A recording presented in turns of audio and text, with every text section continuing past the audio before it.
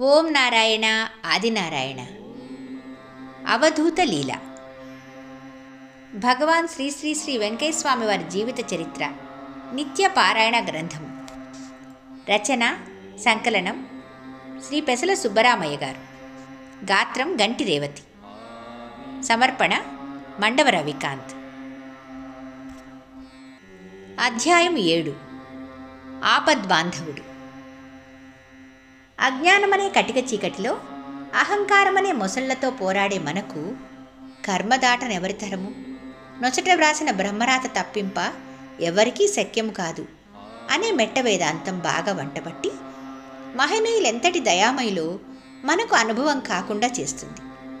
పూర్వపుణ్యం వలన సద్గురు కృపకు పాత్రుడైన వారెంతటి చెడ్డ కర్మనైనా ఎట్టి బ్రహ్మరాతనైనా సునాయాసంగా తప్పించుకొని గమ్యం చేరగలరని శ్రీ స్వామివారు, శ్రీ షిరిడీ సాయి వంటి మహనీయుల చరిత్రలే కాక మన సమకాలీకులైన సోదర భక్తుల అనుభవాలు నిరూపిస్తున్నవి. సద్గురు కృప అనున్నది మనం ప్రార్థించిన సమయములలోనే కాదు, మనం ఏమరపాటుగా ఉన్నప్పుడు కూడా వెన్నంటి మనలను రక్షిస్తుందని ఈ క్రింది నిదర్శనాలు తెలుపుతున్నవి. కొర్రకుటి బుజ్జయ్య గారి చెల్లెలు పద్మమ్మ పెండ్లి నిశ్చయమైంది. కంచి వరదరాజస్వామివారి సన్నిధిలో చేయమని శ్రీ స్వామివారు ఆజ్ఞాపించారు. అలానే ఏర్పాట్లు చేసుకొని ఆ పెండ్లివారు శ్రీ స్వామివారిని ఆ వివాహానికి దయచేసి దంపతులను ఆశీర్వదించమని ప్రార్థించారు. స్వామివారు తన బృందంతో ఆ వివాహానికి వచ్చి మంగళసూత్రము, తలంబ్రాల బియ్యము స్వహస్తాలతో తాకి ఆశీర్వదించి దగ్గరుండి ఆ వివాహం జరిపించారు. శ్రీ స్వామివారు తన డబ్బులు ₹1 ఇచ్చి కర్పూరం తెప్పించి వెలిగించి తమ ప్రక్కన పెట్టుకున్నారు. ఇంకెవరి ఇండ్లకు కానీ వివాహాలకు కానీ వారి జీవితకాలంలో శ్రీ స్వామివారు వెళ్ళి ఉండలేదు. ఒకప్పుడు శ్రీ స్వామివారు పద్మమ్మతో అన్నారు, అమ్మా, ఎన్ని కష్టాలొచ్చినా కంటతడి పెట్టకూడదమ్మా అని.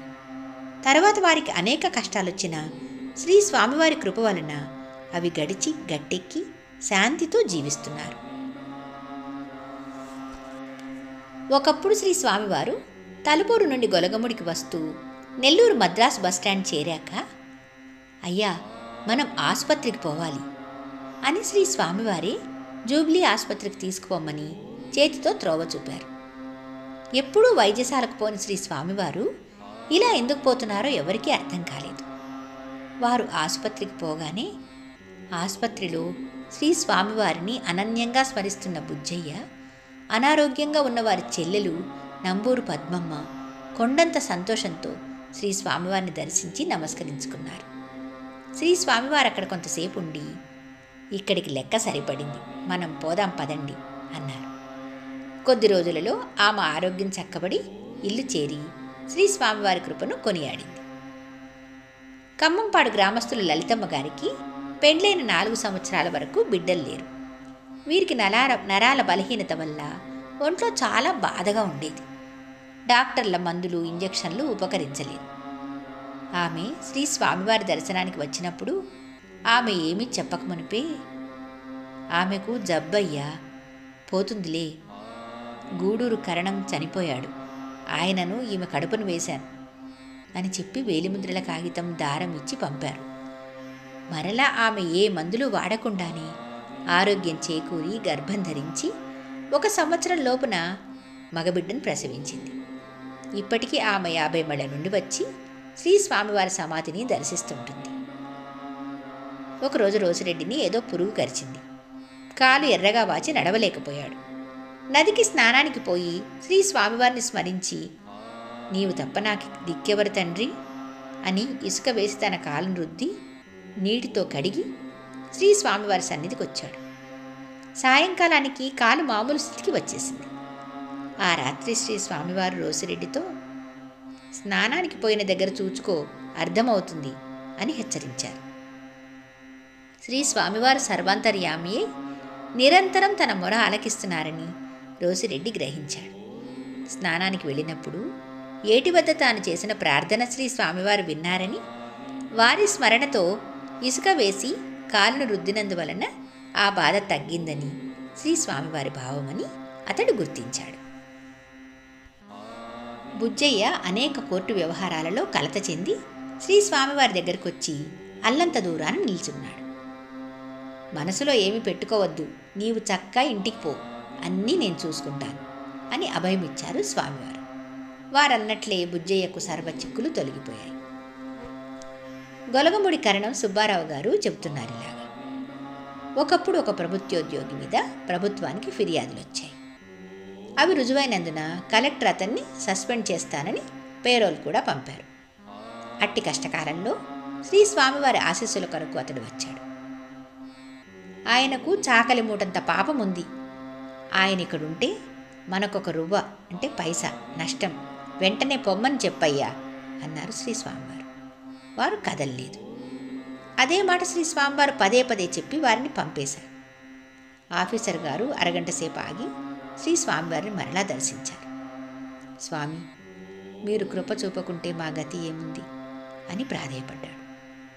నీ అడ్రస్ రాసిచ్చిపో, కాగితం రాసి పంపుతాను అని అభయమిచ్చారు శ్రీ స్వామివారు. వారు అలాగే చేశారు. శ్రీ స్వామివారి కృప వలన వారికి సస్పెన్షన్ తప్పి ట్రాన్స్ఫర్ మాత్రం అయింది. ఒకసారి శ్రీ స్వామివారు రోసిరెడ్డితో ఇలా చెప్పారు. వెంకయ్యది ఒకటే మాట కదయ్యా అని. వారి అమృతవాక్కునకెంత గొప్ప శక్తి ఉంటుందో, వారిచ్చే చిన్న సూచన వెనుక ఎంతటి బలవత్తరమైన కారణం ఇమిడి ఉంటుందో అనుభవించిన వారికే ఎరుక. శ్రీ స్వామివారి సేవకులలో ఒక్కొక్కరికి ఒక్కొక్క పని అప్పగించబడి ఉండేది. ప్రతినిత్యం వారందరూ తమ పనులు తాము భక్తితో చేసుకునేవారు. అగ్నిహోత్రానికి కట్టెలు కొట్టి తీసుకురావడం వై రమణయ్య పని.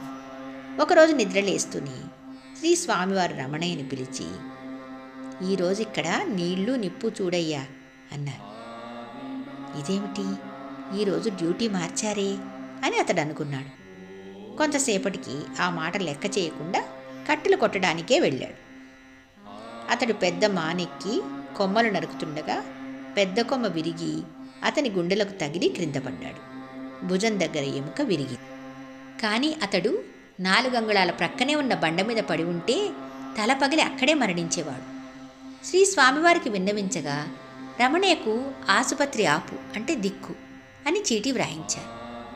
చాలా రోజుల నుండి నిరంతరం స్వామి సేవలో ఉండిన బరిగెల నాగయ్య కుడివైపున ప్రక్కటెముకల క్రింద నొప్పి విపరీతంగా వచ్చి గిలగిలా తన్నుకుంటున్నాడు. అక్కడున్న భక్తులు డాక్టర్ వద్దకు వెళ్ళమంటే, నా డాక్టరు నా స్వామియే, నాకు వారే శరణ్యం అని శ్రీ స్వామివారిని స్మరిస్తున్నాడు. ఏం చేసినా ఆ నొప్పి తగ్గలేదు. భరించలేని బాధ. ఏమి స్వామి, కలియుగంలో భూలోకం వదిలి వైకుంఠం చేరావా, లేక నన్ను మరిచావా స్వామి అని ఒక్కపళంగా ఆవేదనతో దుఃఖంతో శ్రీ స్వామివారిని స్మరించాడు. వెంటనే నొప్పి తీసేసినట్లయి కళ్ళు మూతలు పడినాయి.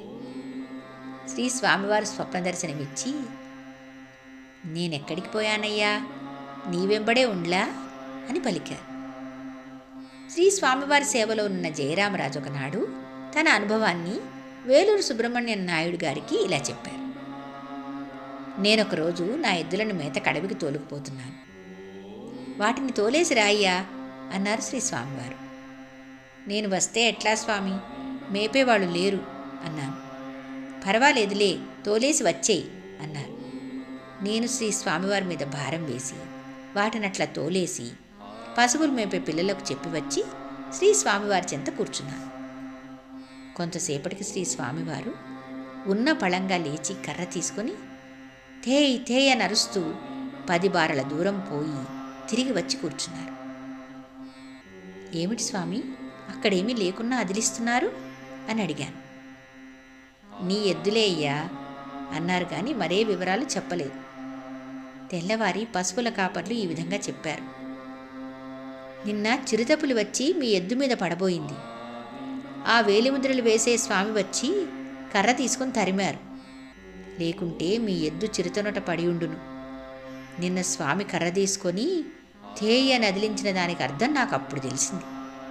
ఈ జయరామరాజుకు ఇలాంటివెన్నో అనుభవాలున్నాయి. కనుకనే వీరు శ్రీ స్వామివారి సేవకు అంకితమయ్యారు. ఒకరోజు శ్రీ స్వామివారు తమ ఎడమ అరచేతిని పైకెత్తి కుడి చూపుడు వేలును దానిమీద ఉంచి పుల్లగుచ్చుకుందయ్యా అన్నారు. నిజంగా శ్రీ స్వామివారికి పుల్లగుచ్చుకోలేదు. శ్రీ స్వామివారు అలా ఎందుకన్నారో భక్తులకు తెలియలేదు. 1 గంట తర్వాత కానీ వారికి అసలు విషయం తెలియలేదు. అప్పుడు కొర్రకోటి బుజ్జయ్య అనే భక్తుడు 1/2 మైలు దూరంలో ఉన్నాడు. సరిగ్గా అతని అరచేతిలో అదే చోట శ్రీ స్వామివారు అలా అన్న సమయంలో తేలు కుట్టిందని తెలిసింది.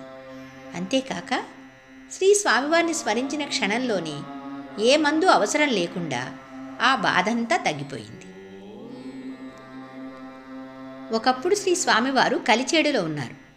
శ్రీ స్వామివారి సేవకుడు రోసిరెడ్డికి కన్ను ఆపరేషన్ అయి నొప్పిగా ఉన్నది. ఒకరోజు, అయ్యా, నీవు ఇంటికి పోయి రావాలి. 40 లక్షలు కడితే త్రోవలో రామలక్ష్మణులు రక్షిస్తారు. ఊరికి పోతే అమ్మణ్ణి కాపాడుతుంది. రేపు ఉదయం నాకు చెప్పకుండా వెళ్ళి మరలా వచ్చేయి అని చీటీ వ్రాయించారు శ్రీ స్వామివారు. అతడు అలాగే వెళ్ళాడు. రాజంపేట రైల్వే స్టేషన్లో ప్లాట్ఫారం మీద నడుస్తున్నాడు. లైట్లు ఫోకస్ వల్ల కళ్ళు కనిపించక ప్లాట్ఫారం నుండి జారి 4 అడుగుల లోతులో ఉన్న రైలు పట్టాల మీద పడినప్పటికీ ఏ మాత్రమూ దెబ్బ తగలేదు. ఊరికి చేరాక అతడు అక్కడ ఉన్న 4 రోజులు గ్రామదేవత ఎల్లమ్మ అతనికి దర్శనమైంది. పట్టాల మీద పడ్డప్పుడు శ్రీ స్వామివారు దోవలో రామలక్ష్మణులు కాపాడుతారు అన్న మాట అర్థమైంది. గొలగముడి చెత్తయ్యకు ఒకప్పుడు చేలో ముసుగులేస్తుంటే తేలు బురదలో ఉండి అరికాలలో కుట్టింది. ఓం గురుదేవా అని కాలు గట్టిగా పట్టుకొని శ్రీ స్వామివారిని స్మరించాడు. వెంటనే బాధ లేకుండా పోయి మరలా తిరిగి యథాప్రకారం చేలో పని చేయగలిగాడు. గొడ్డటి శేషయ్య గారి బర్రెకు నిండా జబ్బుగా ఉండి శ్రీ స్వామివారి దగ్గరకు వచ్చాడు. శ్రీ స్వామివారు అంబలి త్రాగుతున్నారు. సేవకులు, ఇప్పుడు కాదు, శ్రీ స్వామివారు గంజి త్రాగుతున్నారు, దూరంగా ఉండు అన్నారు. కానీ శేషయ్య గారు చాలా ఆతృతగా ఉన్నారు. శ్రీ స్వామివారు ఆయన వంక చూచి వెంటనే, అయ్యా, నీవు పోయేసరికి బర్రెకు బాగుంటుందిలే, పో అన్నారు. అదేవిధంగా ఆయన తాను ఇల్లు చేరేసరికి బర్రె ఆరోగ్యంగా గడ్డి మేస్తున్నది. గొలగముడి వాస్తవ్యులు తూపిలి వెంకయ్య చాలా కాలంగా శ్రీ స్వామివారి బృందానికి శ్రద్ధతో గుడ్డలుతికేవారు. 1981 వేసవిలో ఒకనాడు అర్ధరాత్రి మెలకువ వచ్చి ఇక మంచం మీద ఉండలేక ఎవరో లేపినట్లుగా లేచి బీడీ కాల్చుకోవడానికి ఇంట్లోని దీపం వద్దకెళ్ళాడు. అర్ధరాత్రి వేళ మసక చీకట్లో నట్టింట కూర్చుని ఉన్న మనిషిని చూచి బేరుమని అరిచాడు. ఈ అరుపుకు నట్టింట ఉన్న మనిషి కూడా అరిచాడు. దాంతో అందరూ కూడారు. చూస్తే ఆ ఇంటిలోని పాత్ర సామానంతా తన చుట్టూ పరుచుకొని ఒక ప్రక్క ఖరీదైన గుడ్డలన్నీ పోగు పెట్టుకొని కూర్చుని ఉన్న దొంగ కనిపించాడు. ఆ దొంగను పట్టుకొని కట్టేశారు. వాడి దగ్గర పెద్ద కర్ర కూడా ఉంది. ఏమిరా ఇంత సులభంగా చిక్కిపోయావు అంటే దొంగ చెప్పాడు, నేను ఇంటిలో ప్రవేశించబోయేటప్పుడే ఎవరో వీపున చెరిచినట్లయి నిర్వీర్యమైనాను. కానీ ఎట్లాగో బలం కూడా కట్టుకొని అన్ని వస్తువులు మూట కట్టుకున్నాను. కానీ ఎక్కడొక్కడ పెట్టేయి అని ఎవరో గద్దించి చెప్పినట్లుంది. ఆ ఆజ్ఞ మీరలేక కట్టిన మూట విప్పి ఇలా పరిచిపెట్టాను. కళ్ళు కనపడక లేచేందుకు శక్తి లేక ఇలా కూలబడ్డాను. లేకుంటే ఒక్క వేటుకు చాలుతారా మీరంతా అన్నాడు. పెమ్మసాని శ్రీహరినాయుడు గారు తన బండిలో శ్రీ స్వామివారిని వారు కోరిన మజిలీకి తీసుకెళ్లేవాడు. ఆయన భార్య శ్రీ స్వామివారి విడిదికి వెళ్ళి నమస్కరించింది. అమ్మా, నీకు పసుపు కుంకుమ గండమున్నది, తిరువళ్ళూరు వీరరాఘవస్వామి తప్పిస్తాడు అని చెప్పారు. ఆ రాత్రి వారింటికి శ్రీ స్వామివారు వచ్చి ధుని వెలిగించి తెల్లవారి వాళ్ల బండిలోనే ప్రక్కన గల ఒక మైకాగనికి వెళ్ళారు. శ్రీహరినాయుడు ఆ రోజు తన ఎద్దుకు గడ్డి వేయబోయాడు. మామూలుగా సాధువైన ఆ ఎద్దు ఎందుకో వారిని బిరజాల దగ్గర తన కొమ్ములు దూర్చి ఎత్తి అవతల వేసింది. బిరజాలలో కొమ్ము గుచ్చుకొని చర్మం చీలి పొత్తికడుపు వరకు 6 అంగుళాల పొడుగున గాయమై చాలా రక్తం పోయింది. ఆసుపత్రిలో కుట్లు వేయించుకున్నాడు. శ్రీ స్వామివారి అభయం వల్ల ప్రాణహాని తప్పింది. శ్రీ స్వామివారి కార్యక్రమాలకు భక్తితో తన సేవను అనేక రూపములలో సమర్పిస్తుంటారు ఆయన. నెల్లూరు వాస్తవ్యులు మాకాని వెంకట్రావు మద్రాసు వెళ్ళడానికి శ్రీ స్వామివారి అనుమతి కోరారు. మామూలుగా వెళ్ళి రమ్మను అని గాని లేక బంగారంగా పోయి రమ్మను అని గాని అనే శ్రీ స్వామివారు ఆ రోజు తిరువళ్ళూరు వీరరాఘవస్వామి, కంచి వరదరాజుల స్వామి నిన్ను రక్షిస్తారు పో అన్నారు. వెంకట్రావు మద్రాసు వెళ్ళి రద్దీగా ఉన్న బస్సు ఎక్కడంలో ఒక కాలు ఫుట్బోర్డు మీద ఉంచి ఒక చేతితో కమ్మీ పట్టుకున్నాడు. రెండవ కాలు ఎత్తక మునిపే బస్సు కదలడం వలన కాలు నేల రాచుకుంటున్నది. అతడు పడిపోయాడనుకున్నారందరూ. వెనక వాళ్ళు అరుస్తున్నా డ్రైవర్కు వినిపించలేదు. అతడు కూడా ఆశ వదులుకున్నాడు. వెంటనే ముందు టైరు పగిలి బస్సు ఉన్న పళంగా ఆగిపోయింది. అలా జరగకుంటే వెంకట్రావు గారి చేయి పట్టుతప్పి క్రింద పడి ప్రాణాపాయమై ఉండేది. టైరు పగలడం వారి అదృష్టమని ప్రయాణికులంతా అనుకున్నారు. శ్రీ స్వామివారి ఆశీర్వచనం అప్పుడు అర్థమైంది వెంకట్రావు గారికి. ఒకప్పుడు శ్రీ స్వామివారు తన బృందంతో కలిసి తిరుపతి వెళ్ళారు. శ్రీ స్వామివారి సేవకుడు రోసిరెడ్డిని పొరపాటున తిరుపతిలో వదిలేసి మిగిలిన బృందమంతా కలిజేడి చేరారు. రోసిరెడ్డి గారు రైల్లో టికెట్ లేని ప్రయాణం చేస్తూ ఉన్నారు. డబ్బులు లేకుండా గూడూరు నుండి కలిచేడుకు పోవటం ఎలాగా అని అతడు ఆలోచిస్తుండగా ఎవరో ఒక అపరిచితురాలు పళ్ళెల్లో అరటిపండ్లు ₹1 పెట్టి సమర్పించింది. స్వామి, పేదరాలను స్వీకరించండి అని ప్రార్థించింది. అలా తనకు శ్రీ స్వామివారు ప్రసాదించిన ₹1 ఛార్జీగా పెట్టుకొని కలిజేడు వచ్చి శ్రీ స్వామివారిని కలుసుకున్నాడు. అతను వల్లపురెడ్డి తులసమ్మ కుమారుడు నారాయణ రెడ్డి గారికి క్షయవ్యాధి. ఆయన పరిస్థితి చాలా ప్రమాదకరంగా ఉండి ఇక ఆయన బ్రతకడని అందరూ వెళ్ళి చూచి వస్తున్నారు. ఇల్లు వదిలి చాలా కాలంగా శ్రీ స్వామివారి సేవలో ఉండే తులసమ్మ గారిని వెళ్ళి కుమారుని చూచి రమ్మన్నారు స్నేహితులు. ఇంటికి వెళ్ళి కుమారుని చూచి వస్తానని ఆమె శ్రీ స్వామివారి అనుమతి కోరింది. ఆయనకేమమ్మా, బాగుంటాడు, నీవు పోవద్దు అన్నారు శ్రీ స్వామివారు. అందువల్ల ఆమె పోలేదు. శ్రీ స్వామివారు చెప్పినట్లే నారాయణ రెడ్డి గారి ఆరోగ్యం బాగుపడి వివాహం చేసుకున్నాక బిడ్డలు కూడా కలిగారు. గొలగముడి కరణంగారైన సుబ్బారావు కుమారుడు తన స్నేహితునితో కలిసి నడిచొస్తున్నాడు. అతనిని వెనక నుండి ఒక ట్రాక్టర్ గుద్దింది. అతని పొట్ట మీద ట్రాక్టర్ ముందు చక్రం ఎక్కింది. ఒక ప్రకటెముక విరగడంతో గవర్నమెంట్ ఆసుపత్రిలో చేర్చారు. డాక్టరు 3 నెలలకు నడవగలడని చెప్పారు. అతడి స్నేహితుడికి 4 చక్రాల మధ్య పడి ఒళ్ళు దోక్కున్నది కానీ పెద్ద దెబ్బలు తగలలేదు. అదే సమయంలో శ్రీ స్వామివారి ఆశ్రమంలో ప్రమాదం ప్రమాదం అని పెద్దగా కేకలు పెడుతూ దీపం వెలిగించండి అని పట్టపగలు దీపారాధన చేయించారు. భక్తులకు ఇదేమీ అర్థం కాలేదు. తెల్లవారి పై ప్రమాద సంగతి విన్నప్పుడు శ్రీ స్వామివారి మాటలకు అర్థం తెలిసింది.